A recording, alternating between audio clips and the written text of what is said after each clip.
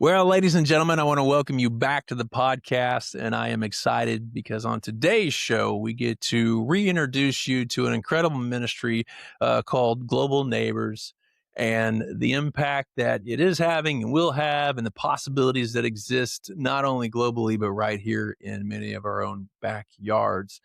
So to get into this, we have three guests with us. We have Angie, Amy, and John. Let me allow them to introduce themselves to you. We'll start with Angie. Hi. Thanks for having me, Rodney, and us. I am the kind of facilitator for the Global Neighbors Ministry with OMF, which just started about 2 years ago, 2.5 years ago, and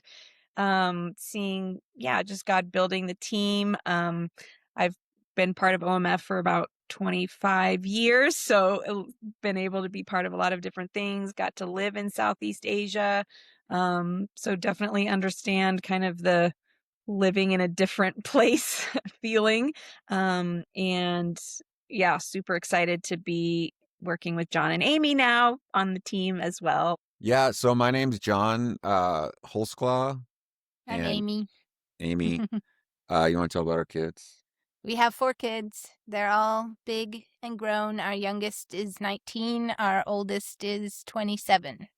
Yeah, so we're based in California right now.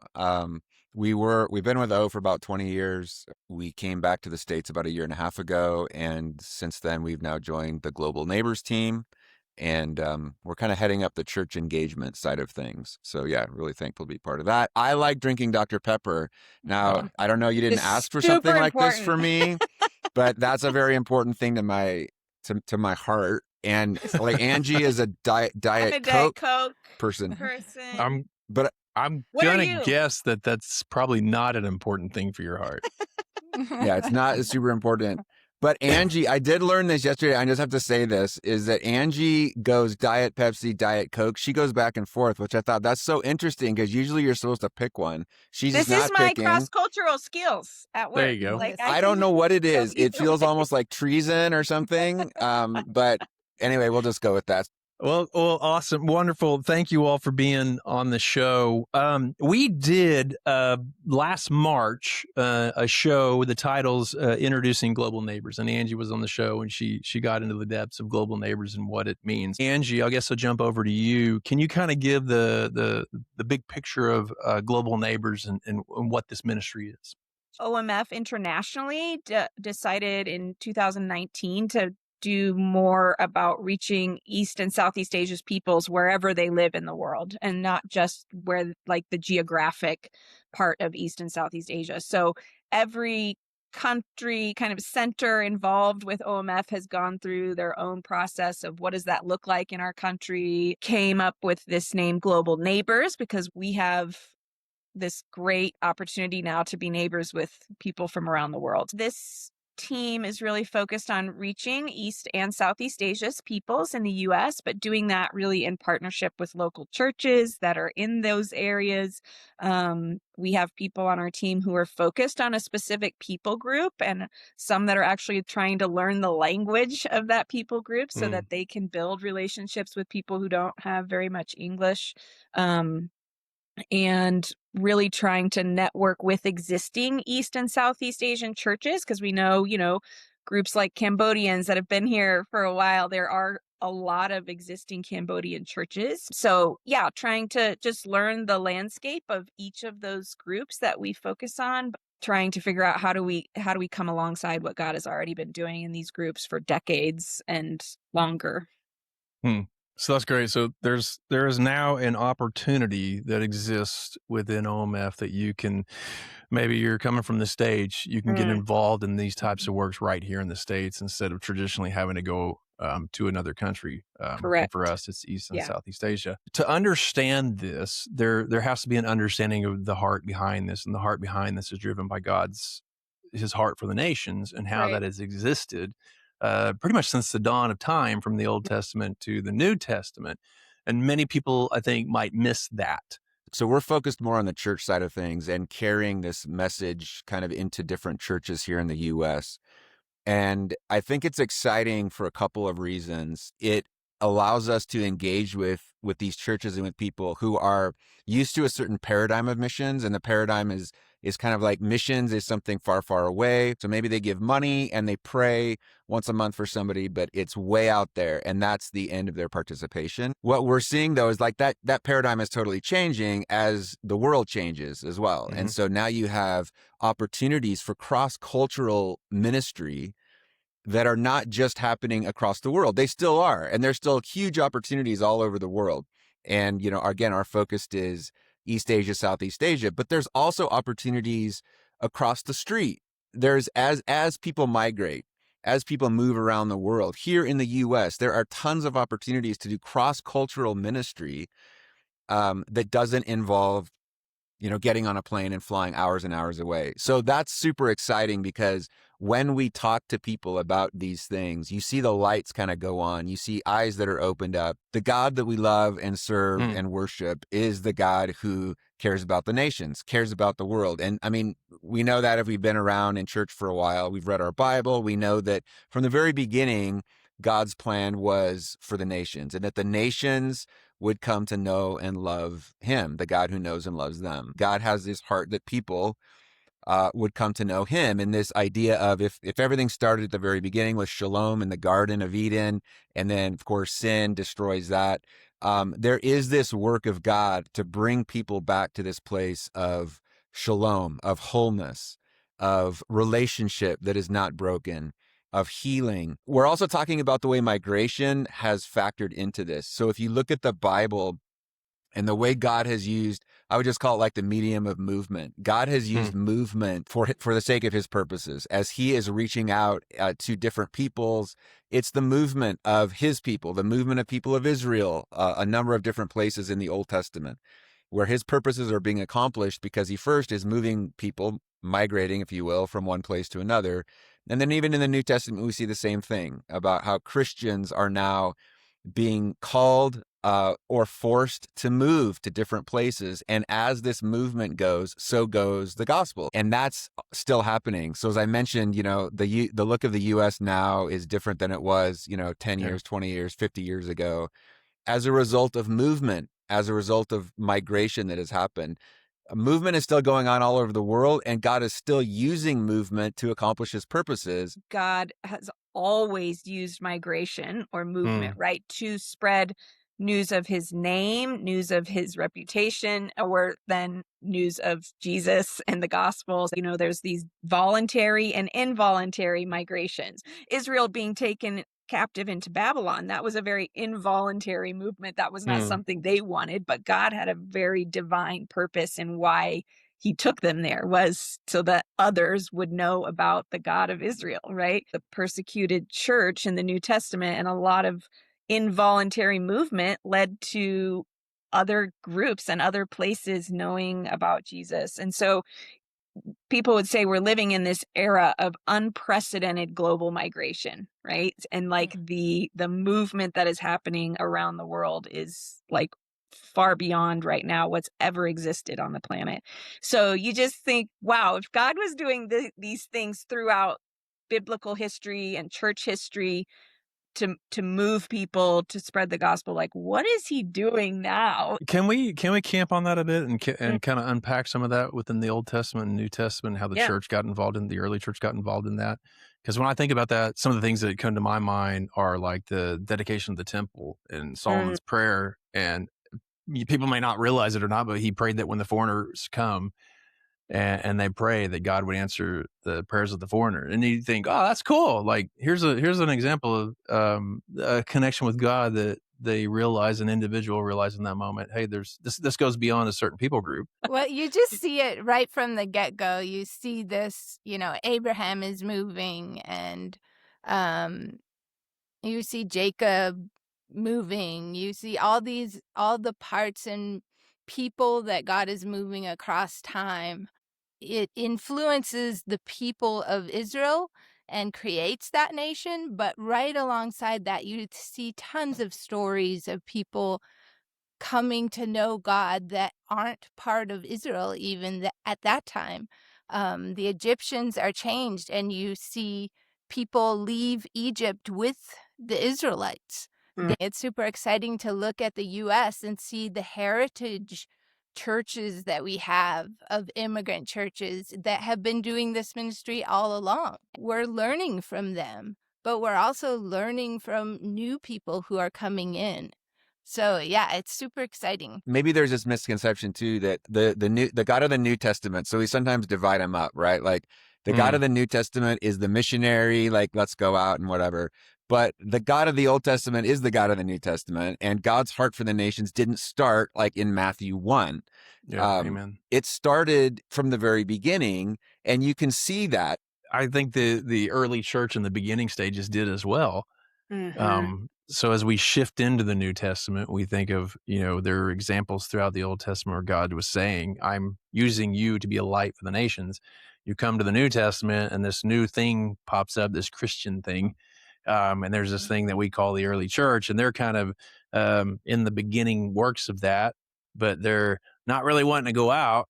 Right. All of a sudden you see this push. So let's kind of unpack that with the early church. How did it unfold with the early church and what happened there? Starting from the very beginning, Christians want to stay in their holy huddle, right? They want to stay with we know each other, we understand each other, we're committed, but don't make us go out.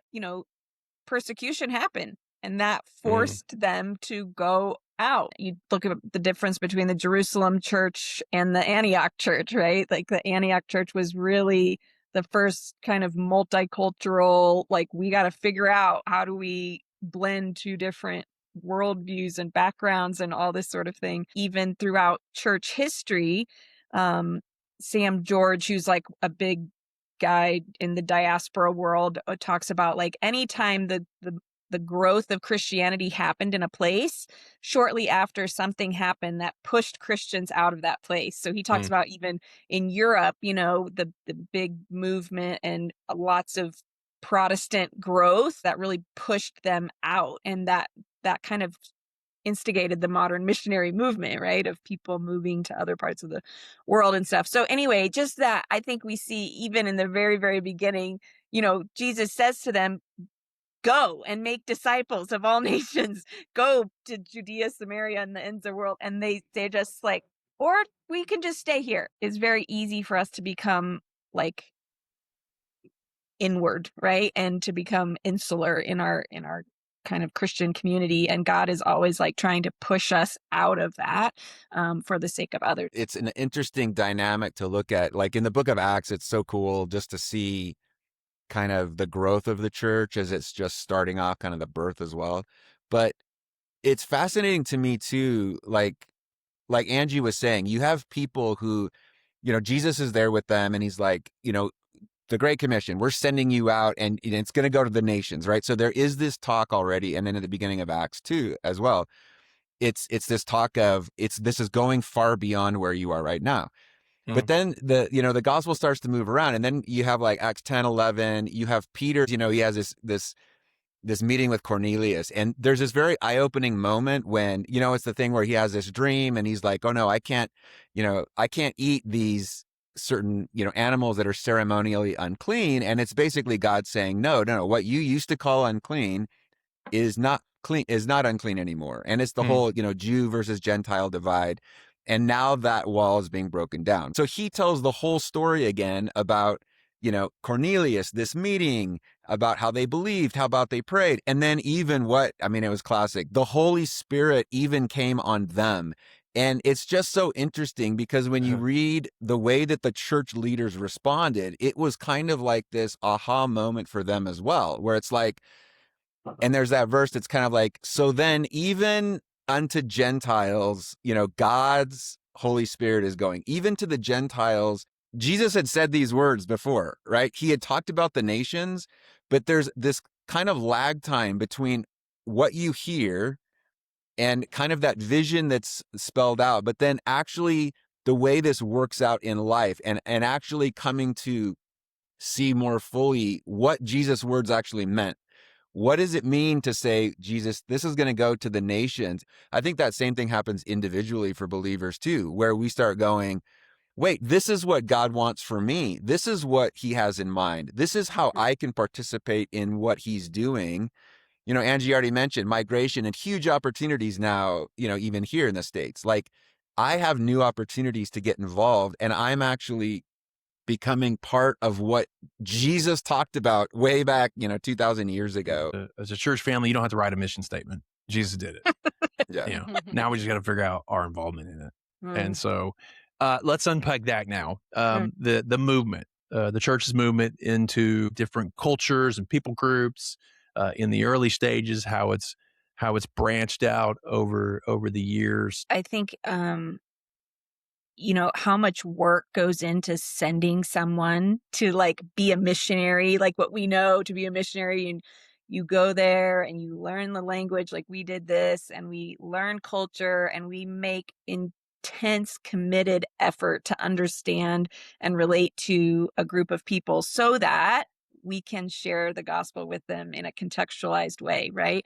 In a way that makes some sort of bridge into their worldview and some sort of like relationship connection and all these sorts of things. That same people live down the street from me. I am going to do the work of crossing these bridges to be able to share Jesus with you in a way that would actually be good news to you, right?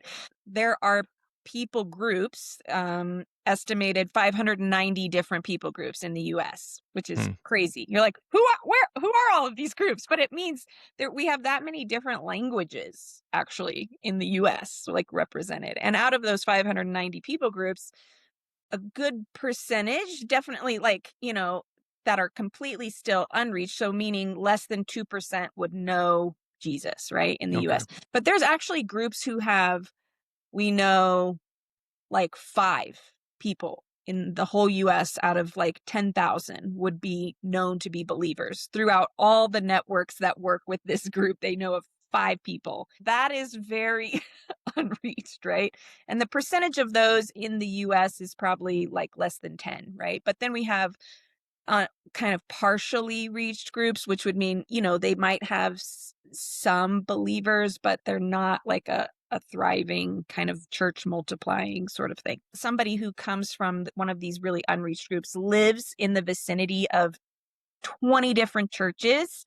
Like, it doesn't mean that they're going to A, go to the church, right? And B, like, we kind of assume because they're swimming in this water that feels fairly saturated with Jesus, and somehow they'll hear that is actually gonna be enough. It's not working that way, right? So we have these large groups of people who really there is no church among them in their language, or there's a group of Cambodians in southern Florida that is quite significant population, and we know of like one family out of like thousands of them that would say they follow Jesus. So like, who's going to go and do something about those Cambodians living in southern Florida? Most people, or a lot of people that we've talked to, I'm talking about Christians in churches here in the US, they have a vague sense that there's other cultures kind of around, or maybe, we're from Southern California, so like everybody's there. But there's very little specific or detailed sense of who actually is in my neighborhood. Like, one of the things that we do, there's an activity called mapping your neighborhood, but basically it's intentionally going to look and see who is in my area, who's here, just seeing who, God has placed on our doorstep. And then, beyond that, then it's thinking about how we reach out to them. But I think you can't miss that very first step of discovery, like who's around. As you all are doing that, and you're looking at the states and the migration and all the movement and things that are happening, on that note of some of the more surprising things, as you've gotten deeper into this and you're looking at movements and where people are now landing, what are some of the other things that have just kind of stood out to you that are like, oh, this is interesting, things are happening here? Yeah, I think we're learning a lot. We're learning the history of migration. So we're seeing all these churches that are now we call heritage churches, because long ago families migrated. We're seeing second and third and fourth generation of those different people groups. And we're seeing new waves of people. You see people who are, Korean, Vietnamese background. You're seeing Mexican and Filipino, or all these different layers. And my dad was this, and my grandpa was that. And yeah. And so you see people who are now having a number of layers and trying to find a place to fit, um, just in their identity, but also in their faith. So you're seeing churches that are becoming more and more diverse because people also have this mix of what it means to be an Asian American. We've often talked about the third culture kids, which are like kids of missionaries. So they grew up kind of in one country, but they were influenced by their parents' culture. And so then they end up being kind of this third culture.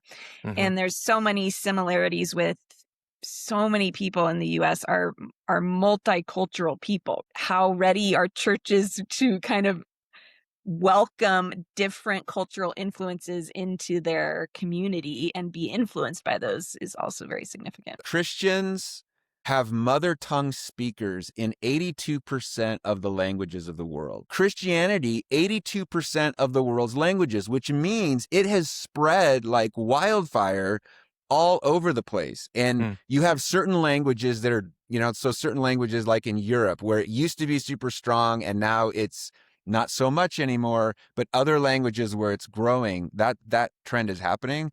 But if you see this, how wide spread Christianity is, that's an amazing thought. But the second part of that is that when you look at the migration trends in the US now, you see so many of these different languages and people who are coming to this place. They're calling this place or this country home. And so now you have so many of these languages that are represented. And not only do you have people coming from different places who don't know Jesus, but you also have many who do know Jesus. They're already Christians and they're coming, and in a sense, they're diversifying the church here. Speaking of what's happening in our own backyards, there's been a massive movement over the past 10, 20 years. Many cities or smaller towns look radically different than they did just 20 plus years ago because of these movements. So there's an opportunity that is presented itself to the local church. And it's not just like Caucasian churches to non-Caucasian groups. It's very much, Chinese churches to another type of group around them, or Korean churches to, people in their neighborhoods. There's a Hmong church up in Thornton that's really in a Hispanic neighborhood, right? So there's all these varieties of what does that look like. It's not just like kind of a majority culture to a non-majority culture. So that was kind of where these 4 church sessions came up. And so the first one is really on mission and migration, right? Like, how has God always had a heart for the nations? Kind of what we were talking about earlier. What is happening in the US in terms of migration? The second one is really intercultural humility. So these things of like what makes up culture, but really how do we be aware of our own sense of very ethnocentricity is like the word that we use, that like we tend to think of things as right or normal or whatever through our own cultural lens, right? And so being able to move beyond that to understand other people's culture and really ask questions to get into their worldview is really important.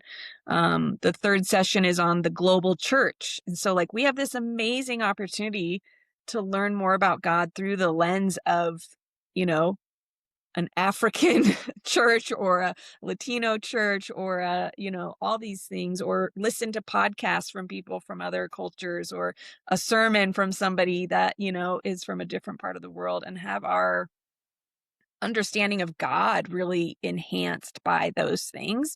And being able to partner with the global church. And then the fourth is really on how do we look for bridges and barriers in sharing Jesus with somebody from a different cultural background. So depending on, the church and who's around them and what their kind of interest is, we would just start with those 4 basic things, like that this is applicable to you if you have a neighbor from India or, Mexico or Venezuela or whatever, that you could have a little bit of an awareness of how to appropriately ask questions, that aren't right now. To ask somebody, where are you from? How long have you lived here?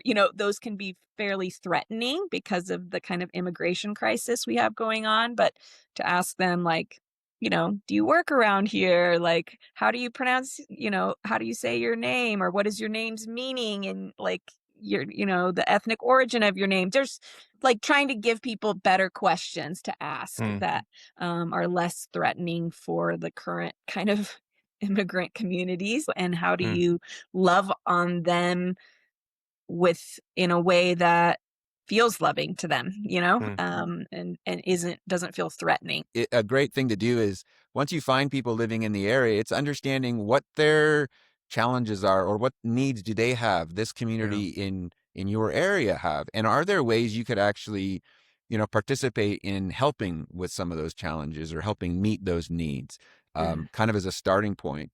But then, yeah, thinking about how can I get to know them and get to understand them, really learn about who they are individually, but also as a people, before just like diving in with, Jesus loves you, he died for you, and do you want to become a believer? At which point they'll probably say no, because they don't even know what you're talking about. The statistics of an international student coming to the United States and the probability of them actually being invited into somebody's home. Yeah. Most of Fearful. these, yeah, most of these students come from countries where you invite people in your home. It's you just do that. That's part of their customs, part of their culture. And so the majority of them will come here with a suitcase filled with gifts from their homeland to give to the people that they are expecting. I'm coming here and I'm going to be invited to their home. He said one of the hardest things he has to deal with is every time the seniors are graduating, they're finishing up, getting ready to move on, whether that's back home or in the job world or moving away from our area, is when they will that suitcase they came with of all the gifts they brought. And they say nobody ever invited me into their home. And that happens. I mean, I was hearing a story about some Cambodian families who've been in the US for 30 years and have never been invited into Hmm. an American's home, So you're just like, okay, that is very tragic. I think our capacity in some ways has just gotten so diminished that we don't make time for those sorts of things, for hospitality. Yeah, and I think one of those places is just being able to create a safe enough space for people to come together and hear each other's stories, because we don't have a lot of those spaces. So, Mm. like, we run a bilingual group, and every once in a while we'll have someone new that comes, and it's Chinese English, but we find out these things like this extra layer that actually their parents worked in West Africa and they speak French. Wow. And then, they're showing up in a bilingual group speaking Chinese and English, but they connect with the Asian American kid who grew up here in a Chinese background, who took French in high school and then went to Taiwan last summer to learn Chinese. And so you're hearing these layers, but you need spaces to do it. And I think, Mhm. inviting people around your table, around food, around safe community where you can be yourself. Because I think with so many layers, a lot of times we only see half of people. Like, food is a great place to just come together, it's, you get to taste different things. You can invite someone into your home. You can eat, they get to experience different things. Maybe you try their food, they try your food, but it's something, I think, that, because I think some people are like, well, I don't even know where to start. I don't even know how to Yeah. talk to like, just like, how about, let's come over, let's eat. I'll introduce you to some of the foods that I eat. I think that's a great starting spot, to get to know somebody. And again, like Amy was just saying, it's helping to create safe spaces where people can be people and they can talk about life. And we're doing it, at this table around food that we eat. And who knows where that relationship might go. But I think it's a great starting spot. Also, going to a restaurant in a non like super busy time of the day, ask them, what do you recommend? What's your favorite food? Or why is it your favorite food? And did your mom make that for you growing up? Or, just things that let you kind of begin a conversation around, like John was saying, that idea that, you're going to eat 3 meals a day. You could have one of those, one a week, at a place that would allow you to interact with somebody and support their kind of business as well. I think so much of life that we all live it's lived on like autopilot or cruise control. Like there's just, we have these things that we need to be about. We got to do that. But then there's so much of coming and going to the grocery store, even noticing there's an Ethiopian restaurant. We don't notice because we're busy doing things. We're on autopilot. I think there's a lot of times actually that we miss what's going on around us. And as Christians, we know, but what if we were to, each morning, pray to the Lord, God, open my eyes for what you would have me to do. Like Jesus was onto that too, like prayer and stuff. It's like super important, but like our eyes are open and we aren't just kind of like cruising through the day, but we're actually intentionally looking for what God would have for us that day, what people he might bring into our paths, what Ethiopian restaurant is right down the street or whatever. And then from what we see there, we start intentionally deciding we're going to engage, in some of these new places that maybe otherwise we would have no clue that exists, that these people exist here. Not for bad reasons. We just we're just focused on something else, but rather to be intentional about seeing what's there and what God would have for us. Seriously, I've told some people like that I'm doing these classes with at my church, like this week they're supposed to go out and try to have a conversation with somebody from a different cultural background, so we kind of talked through that whole thing. And I was like, you guys, pray that God will give you a divine appointment with somebody that is lonely or that needs, to hear like a friendly something, or that like you could begin a relationship with, because this is not just like an activity, right? Like we hope this is a spiritual exercise in actually feeling a little bit braver in engaging people of a different cultural background. We're offering the opportunity to come in and help people through this process. This is one of the stages, the becoming a global neighbor. Yep. So say, somebody's listening to this and they're saying, okay, that might be easy for you guys to say, all of you were on the field at some point.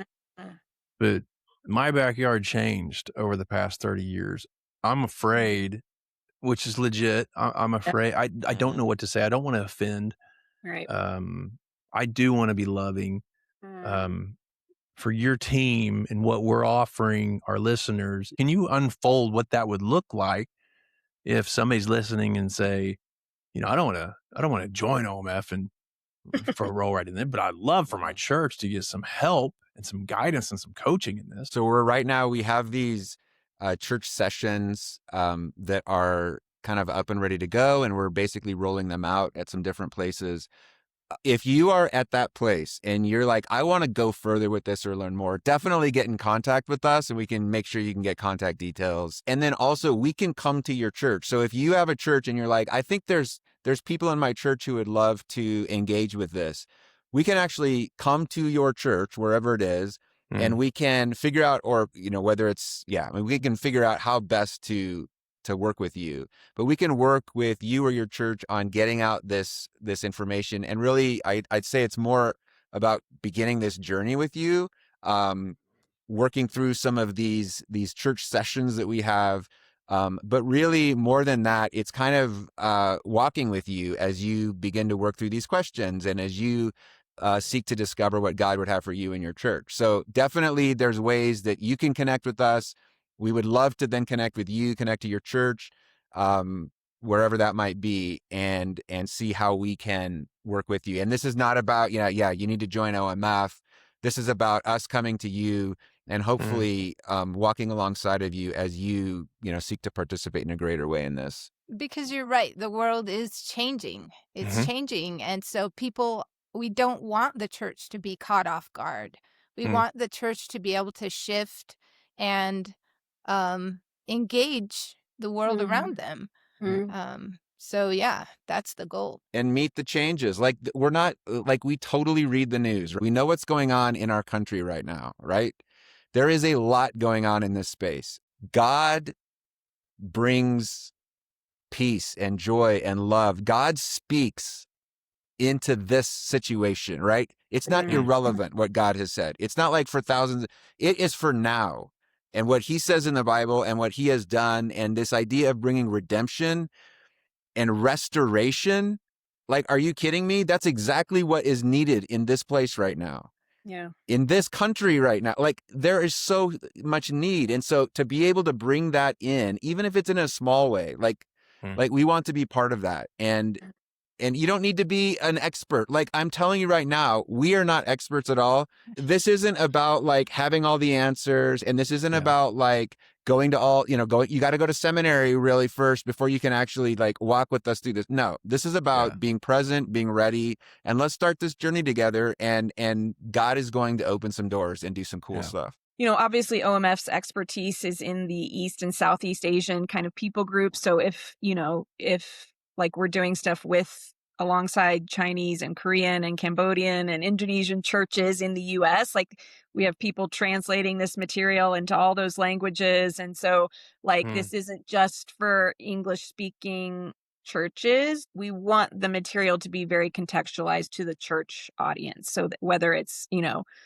a African church in the South or a Cambodian church in, Lowell, Pennsylvania, or whatever it is, like, it's not like we just take the same material and plug it in like to every place, right? We really want our facilitators to know the context that they're presenting to and what examples apply in a Chinese church context, right? Like I might not use the same movie clip that I use in my predominantly Caucasian church as I would use in a first gen, Chinese church. So I would say like, if there are people that listening to this podcast are like, I really have a heart for one of OMF's kind of focused people groups, right? From East or Southeast Asia, like we would love to have you on our team in any capacity, but we have people on our team that are volunteers, some that work, a few hours a week, some that are more 40 hours a week, but we're looking for people to be intentional about reaching these groups here in the US and we would love to come alongside you and be able to, encourage you and help you connect and network and mobilize in your area for that purpose. Yeah. And we want to walk alongside you through that. Even through the discerning process. Like you said, there could be somebody that says, I have a heart for this particular people group. Maybe that means there's an opportunity to be part of the team in multiple ways, or maybe it means we come along and partner with you in helping you train and coach and guide, provide resources through that process. So I love that. This has been great. I love this. There's so much more to dive into this. We're going to continue to learn and grow through this experience. Closing out our time together, I would like to open it up for, are there any last sort of words from any of you as we come to a close of our time? Yeah, I would say figure out who you are.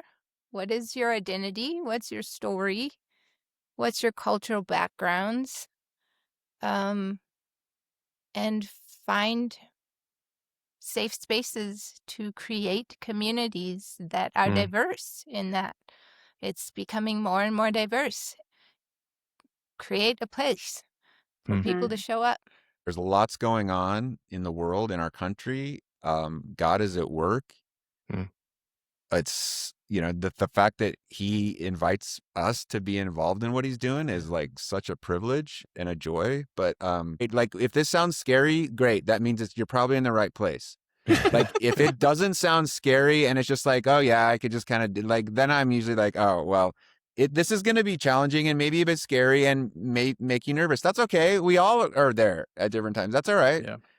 Let's take the next step because God's going to faithfully show us one step at a time what he wants us to do. So let's take that first step. I think going back to what we started with, this idea of like the theme of migration all throughout scripture, right? And that God was very purposefully moving people and none of it was outside of his control. I'm sure the Israelites felt like, what is happening when they got taken as exiles into Babylon, right? Like, this seems so outside of what God should be doing.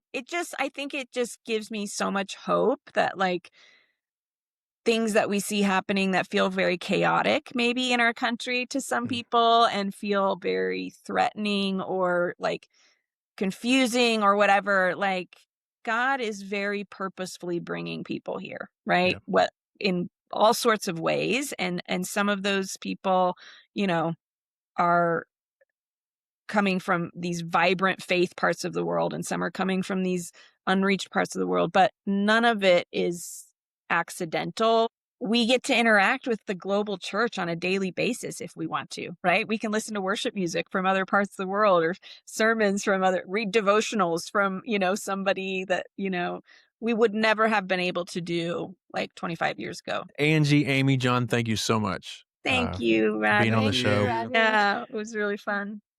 If our listeners, you want to quickly jump over, you can go to omf.org/US, and under get involved, you can see Global Neighbors. You can find out more about the team. We'll also add their contact information to be able to get in touch with the team. If you're interested in the show notes, God is up to something.